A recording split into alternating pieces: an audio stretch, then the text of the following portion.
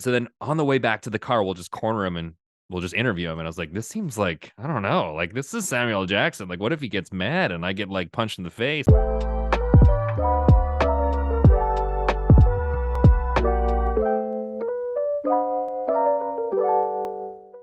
Hello, everyone. I hope you're all having a wonderful day today. My name is Talal, and you're listening to the Popcorn and Soda Podcast, the show where we discuss all things movies, pop culture, and so much more. I want to thank each and every one of you for making me a small part of your day. On today's show, we're joined by a very special guest.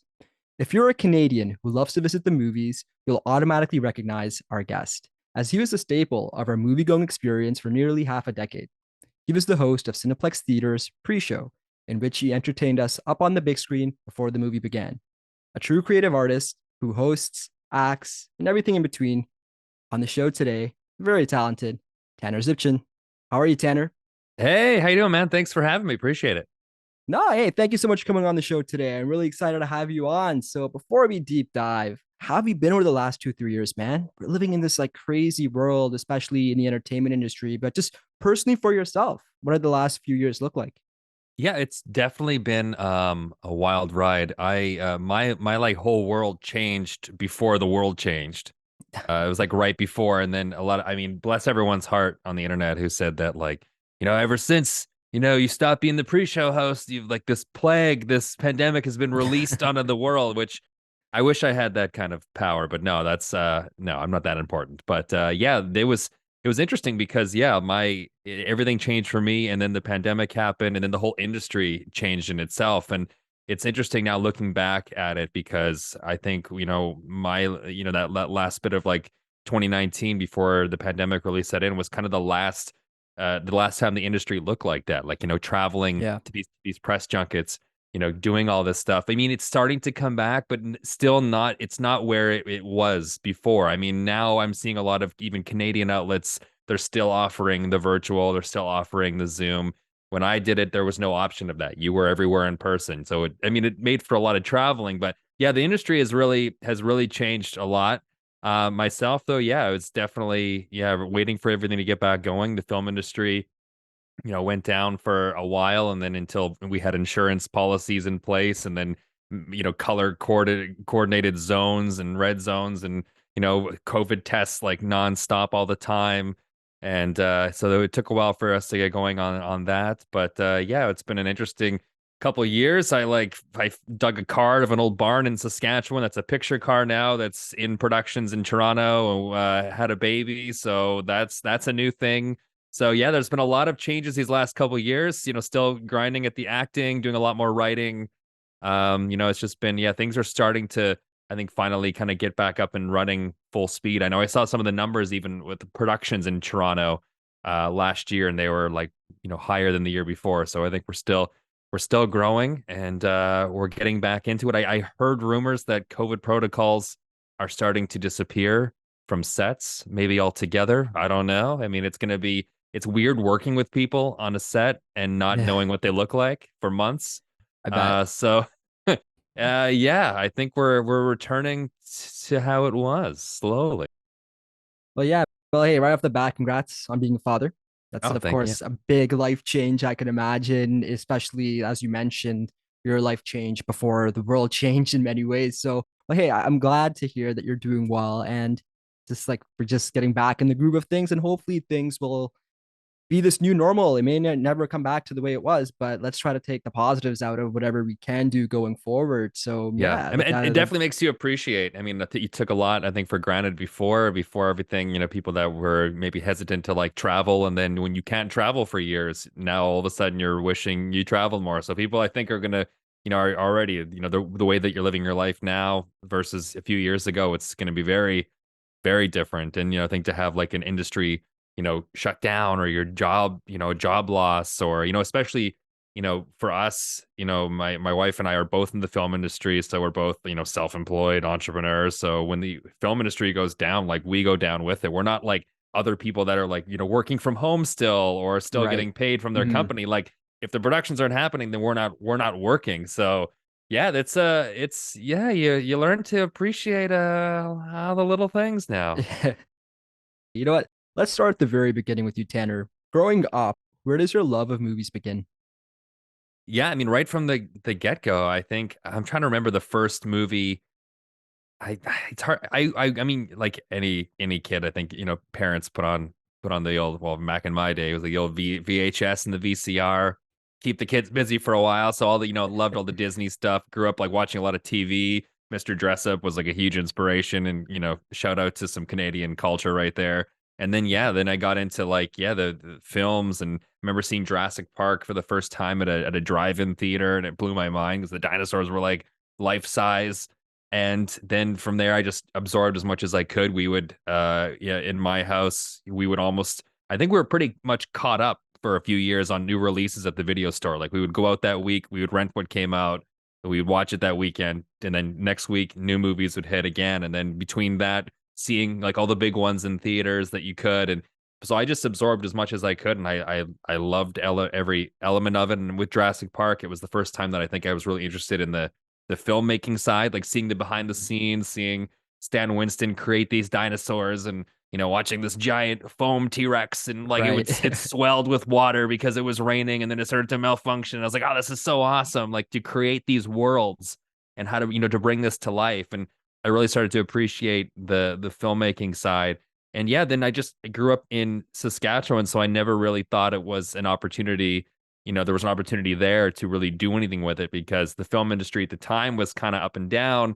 And then towards the end of my time there, it went away altogether. There was no film industry. The tax credit went away, productions dried up overnight, and it was it. But then I got this gig that brought me to Toronto. So then, hey, I was like, this is my second chance to get back into it. So I got an agent as soon as I could, and got back into classes and did things right off the bat. And yeah, now I'm auditioning all the time for everything. And yeah, it's living that life, waiting on hold for things, see if you get Yeah. booked. Well, that's so true. And I love how you brought up Jurassic Park because that's one of the main ones that I hear all the time about that first movie going experience that just blows your mind. And it's like being a child, having that imagination larger than life. It just immerses you in a way that things don't necessarily do. And you know what? I totally get what you said about renting movies. I was around in the Blockbuster days where Friday night you would go out, Yeah. get, find the latest releases. Kids today will never understand what an experience that was, right? Yeah. Oh, and they would like put the ones that were recently returned sometimes on the counter, or there was the cart. The cart was Oh yeah. the ones that were going out. So you could check the cart just to try to get them, because it was tough. I mean, there was a limited amount of copies, and Hmm. that's how they got you. And then I know Rogers Video would always like advertise that they had more copies of new release movies. So you would go to Rogers Video because yeah, you were limited to a number. So unless you had someone on the inside that could like hold something for you, it was a hot commodity, man, to get in on that new movie. Absolutely. So let's transition this into what I mentioned up top. You were the host of Cineplex Theaters pre-show, and for those watching or listening here in Canada, Cineplex is our biggest chain of movie theaters. And to be honest, it's pretty much the only real chain that we have in Canada where it's Yeah. across the country. I don't know how that Uh, exists. That the fact they have a monopoly. How does that even? I mean, geez, is that allowed? I don't know. They've got. I know for because better or they, for they worse, right? It's like, yeah, you really think about it. Where I they've remember like famous players back in the day. yeah, AMC is not really even a thing here and anymore. then they bought them all, and then they didn't even renovate the buildings. They just literally changed the sign. As you can go into some of these like Young and Dundas, and you can tell that it used to be like an old AMC because it still has the same look, or the old famous players, which is Scotiabank. Like I remember Right. when I started moving to Toronto, and they still had like the Jets and the Star Trek, like the Warbird like hanging, because that Yeah, yeah, was yeah. what famous players used to do. Those chains were about the movies. Like they brought in all the movie stuff, and then once they took over new ownership, it's like going to a movie in a Walmart now. Everything is like so so cold. But yeah, it's interesting. It's which is unfortunate because my experience in the US with all the different chains, and we'd go down to all these press junkets and all these screenings, and there's so many companies. And competition is good because it keeps everyone like putting their best foot forward and doing the best they can do, and competitive pricing, and better experiences. Yeah. But when you're the only Hmm. game in town, I mean, those seats can be broken, that escalator's never going to work, popcorn's going to be expensive. But hey, where else you gonna go? yeah, it gives the consumers options as well, right? Where it's Yeah, like yeah. it's not just having to go to just Cineplex or whatever, right? You can have your favorite theater, and if you can't make a showtime at this theater, maybe there's a showtime at another theater. So Yeah, or a who better knows what's or gonna a happen, good better right? experience, which is why I love drive-ins now. During the pandemic, it really came back for me, the drive-in theaters. Like, man, if Hmm. you haven't been to a drive-in theater in a while, you got to get out to one. There's so many around Canada and around Ontario, especially that get in your car and watch like an old like a horror movie. I saw Scream this summer. The new Scream, Oh it was yeah. a double feature with the old Halloween and the new Scream, and seeing it in your car in a drive-in theater is like a whole experience. But anyway, sorry, go ahead. No, no, no, totally. I love hearing these stories. So you land the gig and your audition tape, it's on YouTube. I love it. It's really charming. I'll say that. Your personality really shines in that audition. Cineplex had this nationwide search trying to find the next host of the pre-show. And I think you showed a lot of personality in your audition. So I give you a lot of respects for that because when you watch it, you're like, this guy's just natural in front of the camera. So here you are, you land the gig. And as a movie fan, it's like a dream come true. So what was the very first interview you remember doing for Cineplex?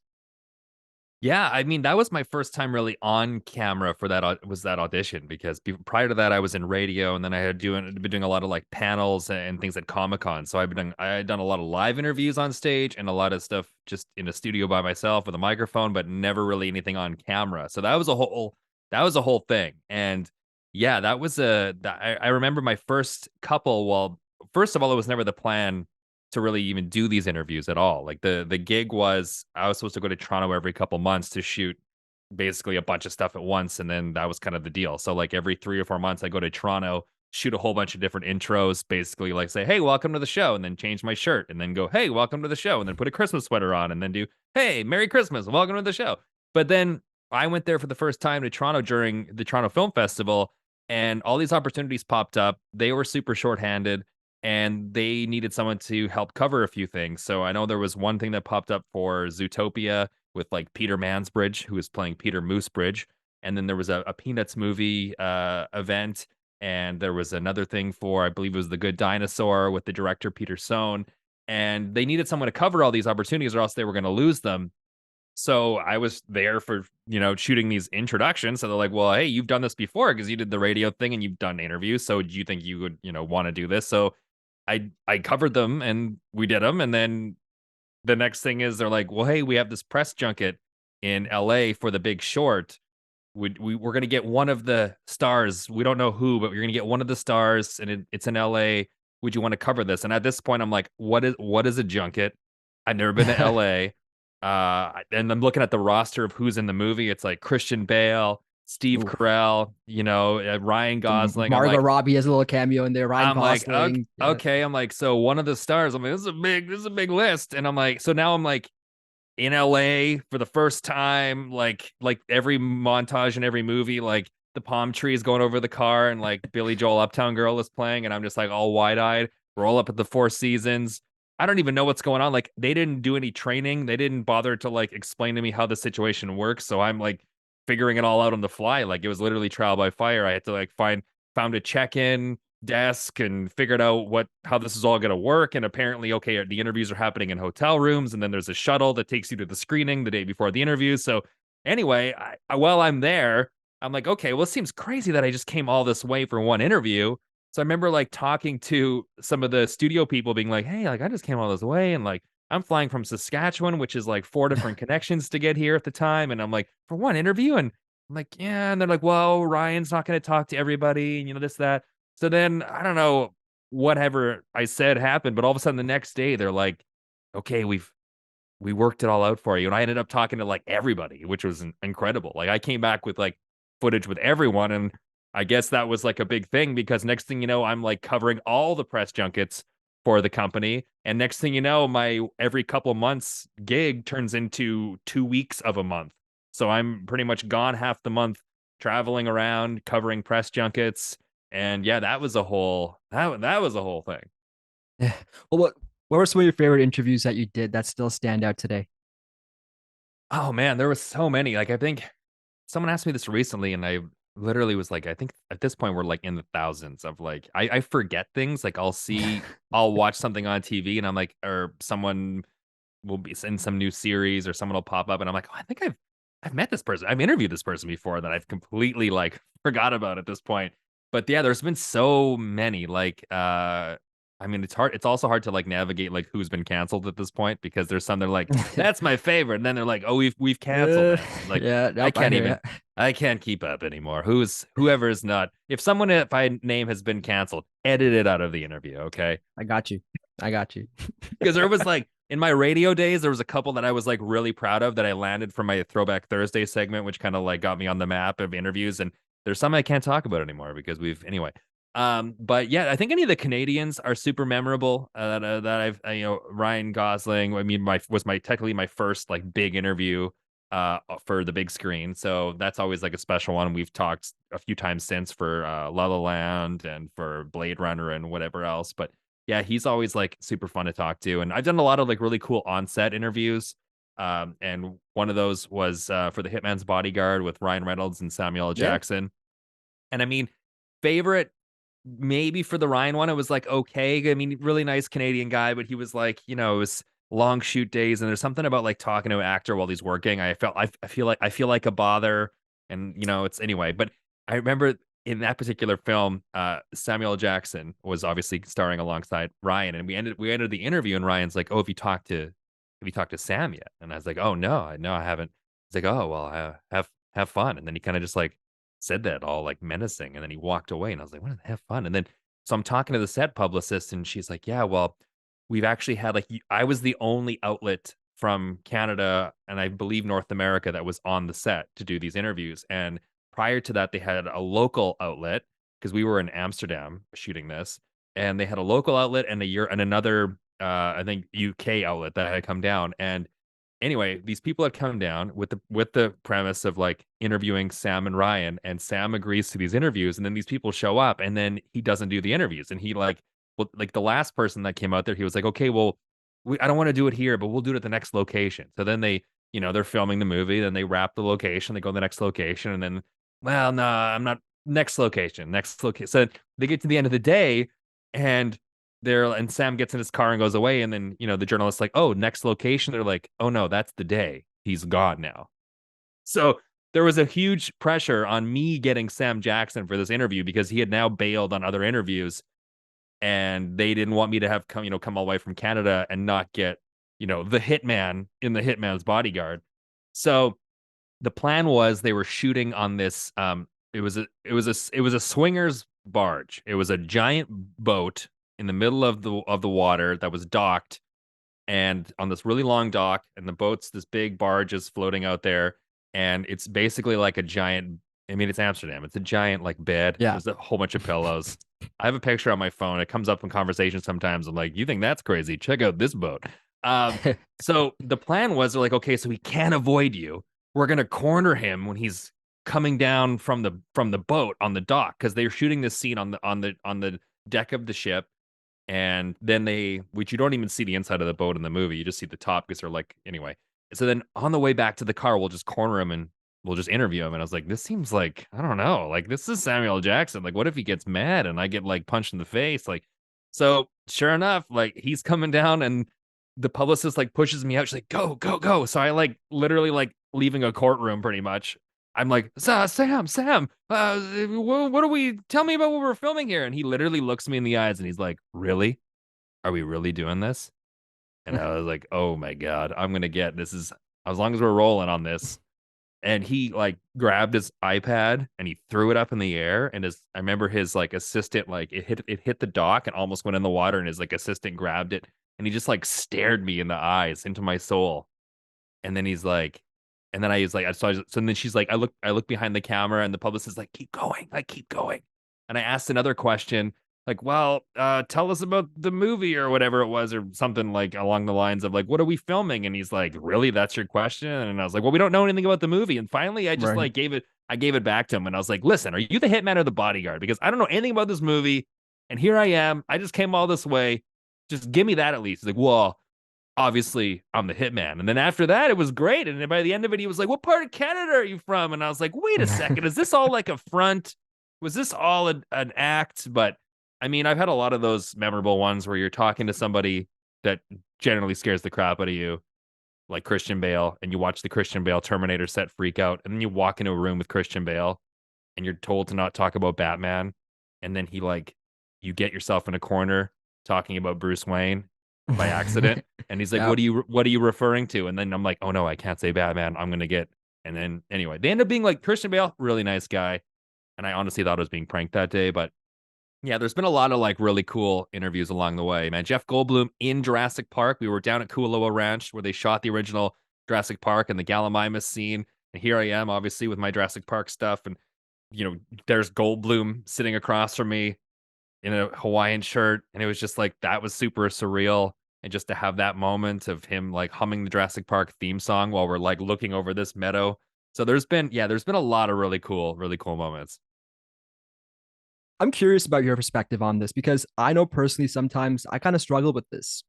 Can you watch a movie today the same way you did prior to working for Cineplex? Like having access to so many actors, these interviews, these Hollywood legends, it's almost like this imposter syndrome where at the same time you start thinking about the behind the scenes things, like the box office of the movie. Are they going to make a sequel if it doesn't have a good opening day weekend? Can you sometimes just sit back and just watch the movie as you once did Yeah, prior to all this? it's definitely more challenging. I find I can do that more with older films if I watch something that's more nostalgic for me, where I like a lot of, like cheesy, action movies, old horror films, stuff like that. I can just like sit down like a popcorn kind of movie and watch it. But anything now, it's like, yeah, there's between me or like my wife or somebody, there's like we know somebody in it, or also if you're trying to finally like get in the movie and all of a sudden you're like, oh hey, it's Ashley, or oh there's Kyle or whatever, and you're like, and you're like, oh damn, now It's I'm out of it, or like you're I like, auditioned for that part. I didn't get. It's like yeah, or one you're of those like, things. oh, I Like auditioned for that, or you're like, oh, that guy was such an asshole, and you're like, yeah, and you have some personal story, or yeah, or you like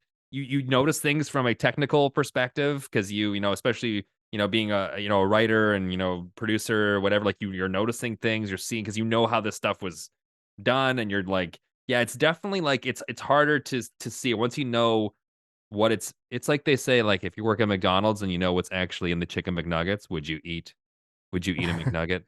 But yeah, you're like it's definitely changes it when you see kind of behind the curtain. It's like the Wizard of Oz when the curtain is lifted and it's not a wizard, it's just a guy on a bicycle. So I mean, you spend a lot of time with the guy on the bike and then you kind of you do see it differently, but I mean, any good film you should still be able to watch it. I mean, if you're really I think getting caught up on all the technical stuff, they're not hiding it very well.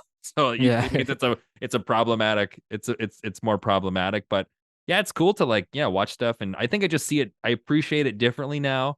And I see it differently. I know learn more from different things, or I take little pieces of stuff, or I just analyze it differently. Yeah, it definitely has changed my perspective. Not necessarily in a negative or positive way. It's just my approach to it has definitely changed. Like, yeah, I've kind of, I understand it from like almost like a scientific perspective now. It's not just like watching a movie. There's like yeah. the budgetary, the business side, there's the technical Mhm. side, there's the performance side. So it's not just like a movie anymore, Yeah, it's like a whole like got its own like universe almost surrounding it. Yeah, Knowing, for especially sure. as Yeah. yeah, right. You know how Or many you people, hundreds of people that went into making that movie. or if you're on the set or somebody who was on the set and we've heard a story and you're like, you can't there's certain stuff like I can't even make myself watch anymore because I've had friends that worked on projects that were like tell you about what it was like on that set, and I'm like, I can't even support this. I can't even watch this. But Let's dive into another one of your projects that you did that I really enjoyed, and that's your scene in The Boys, and that's like one of the best shows on TV right now. It honestly is. Like Anthony Starr's Homelander, he's on another level. I truly believe that. Especially the show is shot in Toronto. I think it's so great that you can notice little Toronto landmarks in the show as you mhm. watch it. What was your experience like that on that?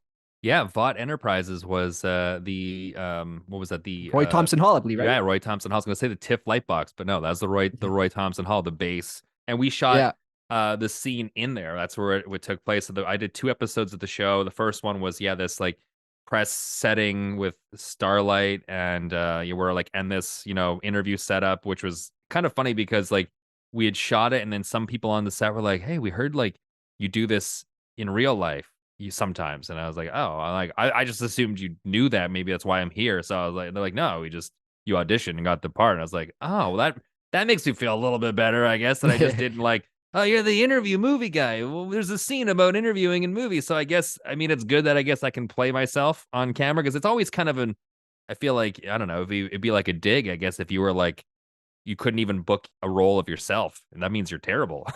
Yeah, no, So like, that'd be an odd so thing. like I'm happy that I auditioned for the role of myself and I got the role. That was a check mark for me.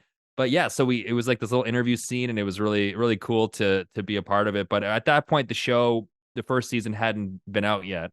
I knew about the show from the graphic novels and the series and everything and what it was about, but I hadn't seen it. So the first time, the first episode doing it was, yeah, it was just cool to be a part of it and see like the super suits in real life and then going for my fitting and seeing all the behind the scenes and the concept art and all this. I'm like, oh, this is gonna be awesome. This is gonna be huge. And then by the time I was there for my second episode, it had started to air already.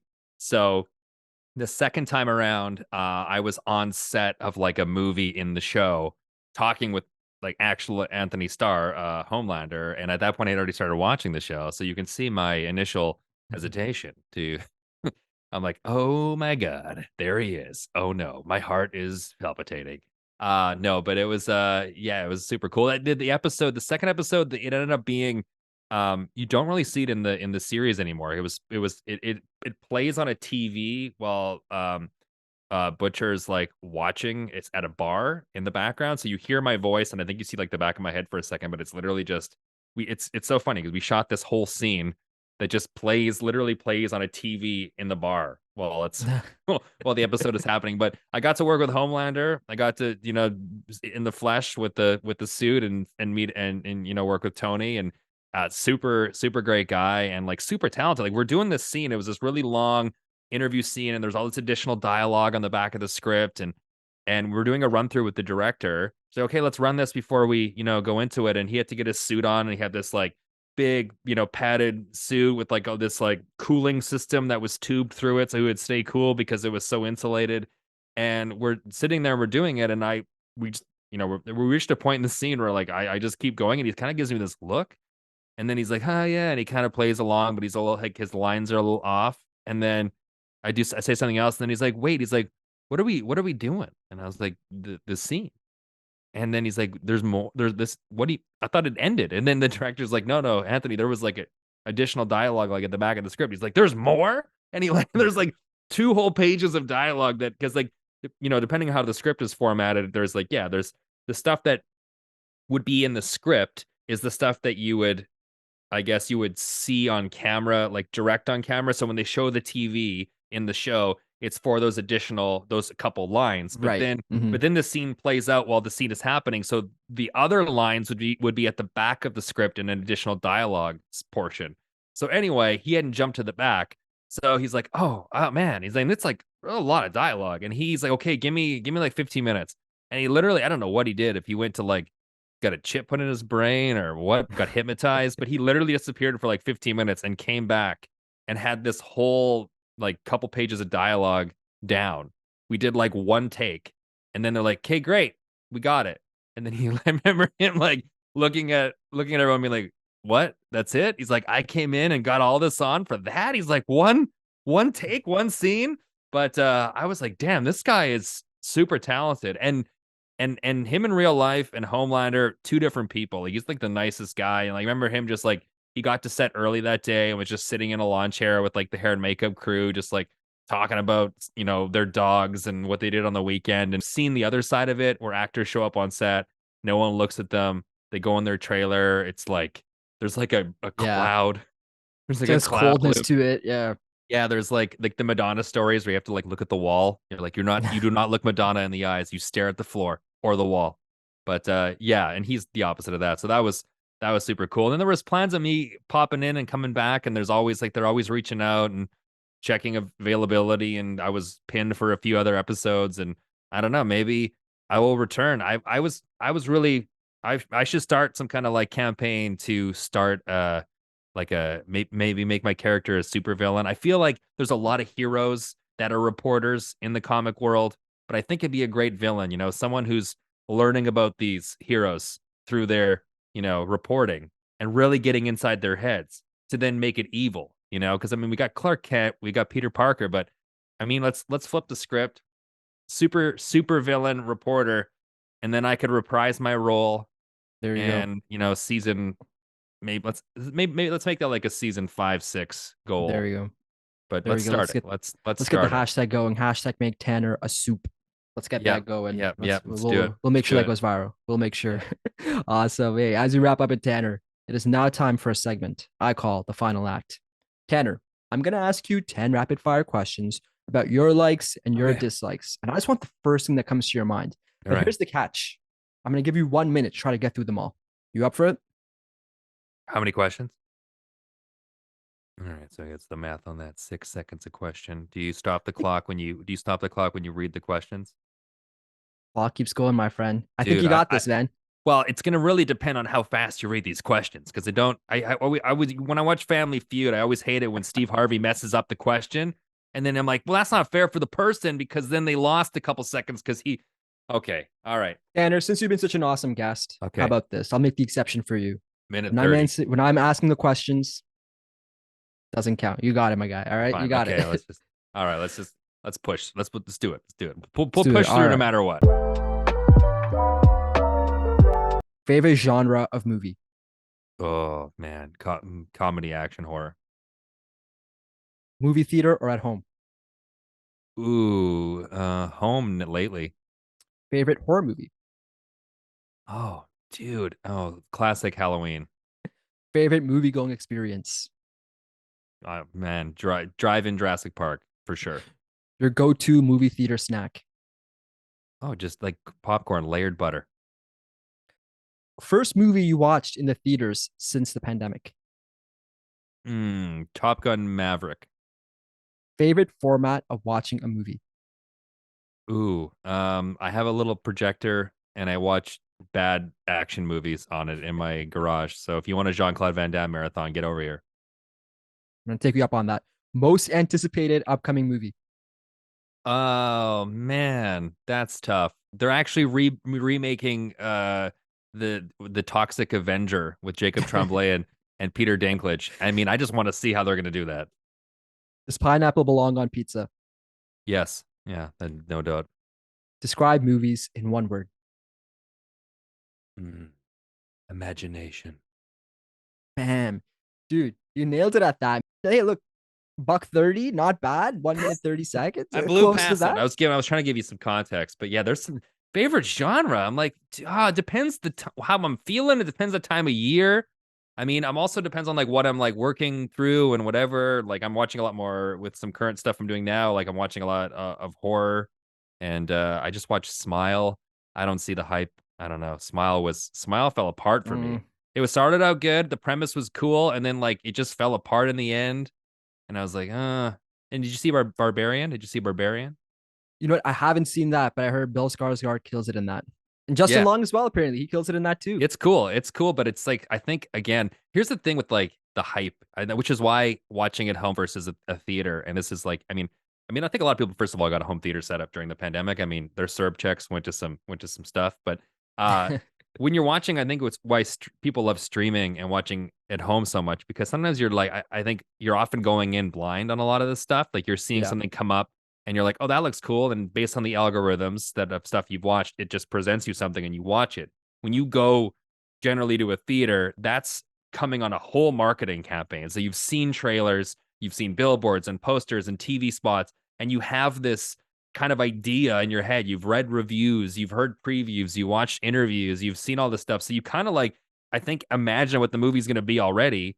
And like when people go see Shazam 2, like the funniest superhero movie of all time. So then you think what that's going to be in your head. And you're like, Right. oh, the funniest superhero movie of all time. So like funnier than Guardians of the Galaxy and this and that. And then when you go there, you're like disappointed because your imagination, it'll never be as good as what you imagined. You know, Never I think, know. It's like perception, right? And it's someone else's opinion. I think that's like the beauty of film and art. It's all subjective. But you may like something, I may not. yeah, And I think for sure. it's hard for like a movie.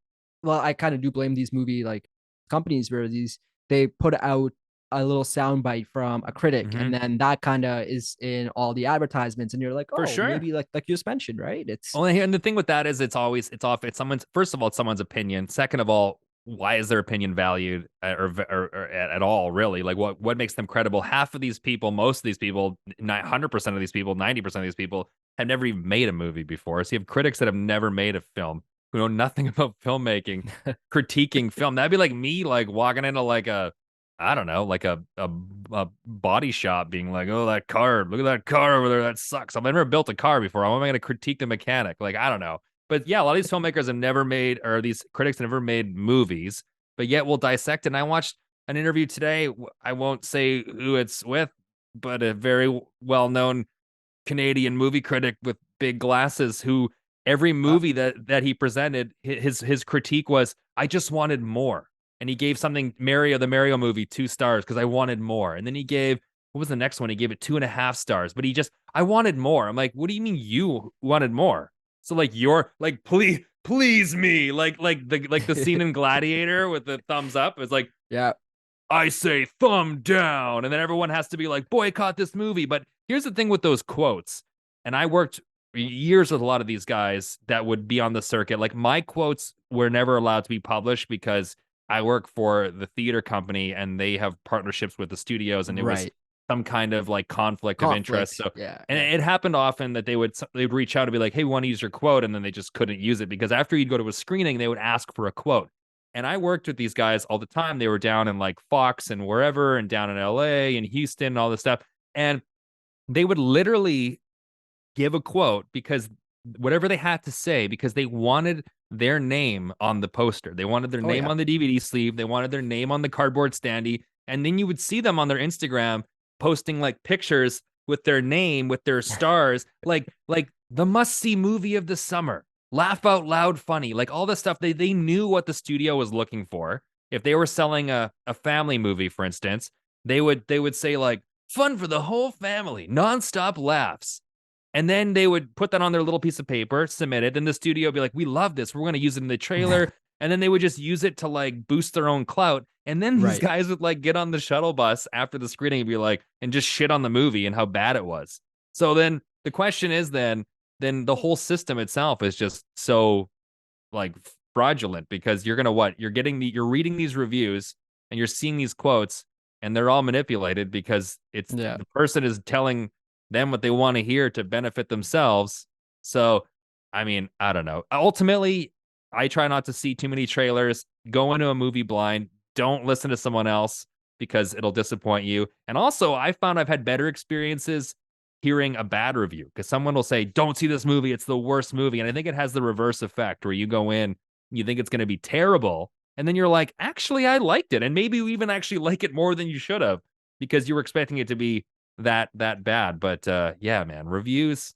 I mean, come on, critics. Also, we got to be nicer to each other. You know, Oh people yeah. don't know what it's like to make a movie. It takes so much time and so much money, and it's like they're like, "Oh, that actor sucked," and it's like, no, man, the writing, like you, no matter what you how you are as an actor, that line was like the the worst. I had a line in something one time. I had to look up and I had to say, "Can it be?" Like look up and go, can it be? I'm like, what is this like?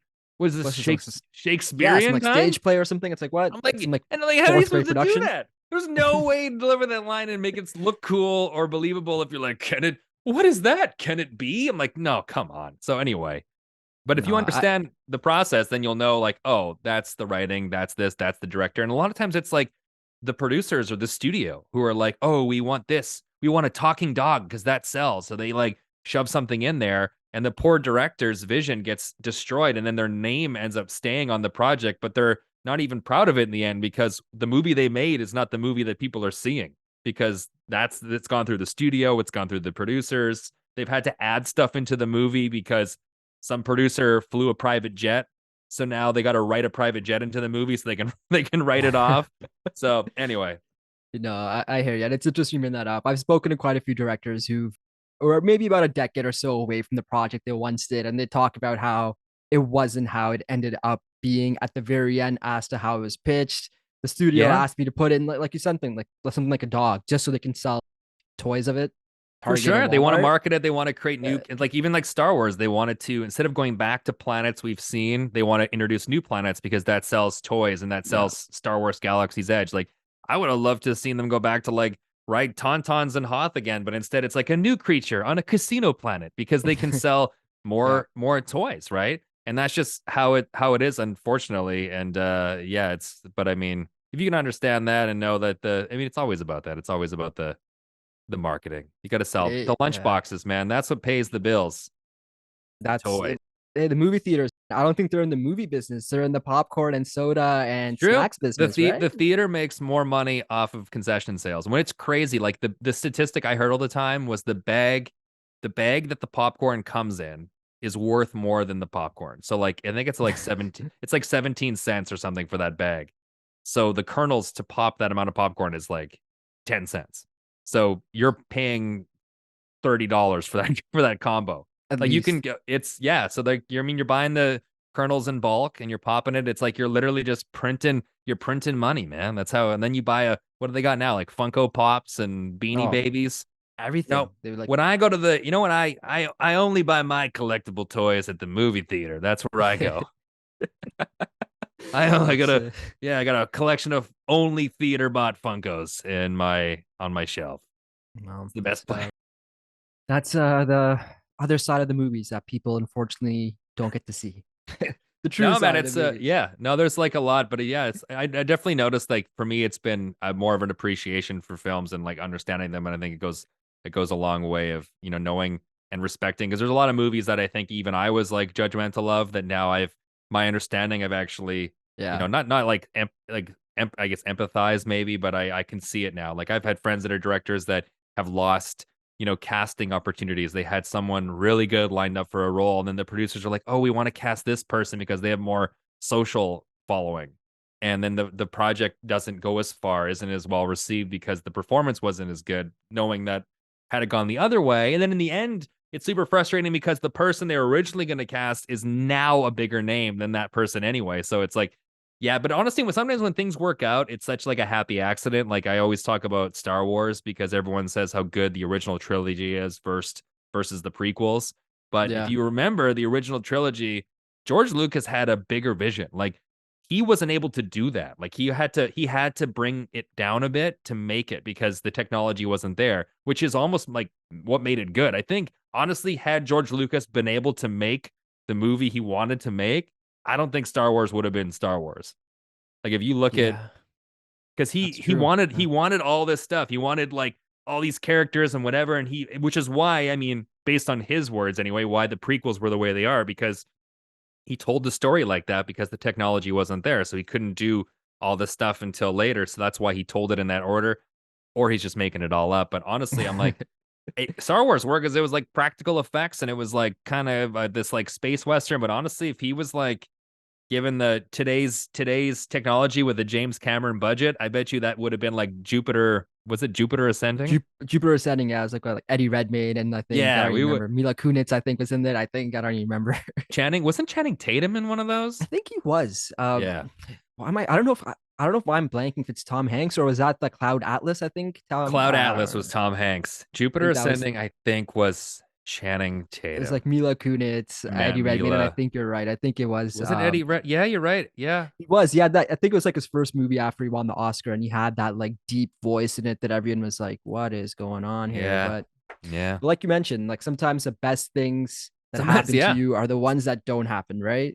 Yeah, and sometimes it's a happy accident. Like, just because something doesn't go your way, maybe but anyway, it's a very like cosmic industry too, where you just gotta kind of go where it takes you because you don't book a role, but then that ends up making you available for something else or Yeah. whatever. So it's kind of interesting when you like, in the moment you can get frustrated and see it a certain way, but then as time, passes, you look back and you're like, oh, that worked out the way it was supposed to work out. So Hmm. I think it had been anything been different, we wouldn't be here. I wouldn't be in Ontario. I wouldn't be here where I am. So yeah, I'm grateful for every little thing along the way. Is all the ups and downs, but hey, it got me here. Now I can say I've interviewed Homelander.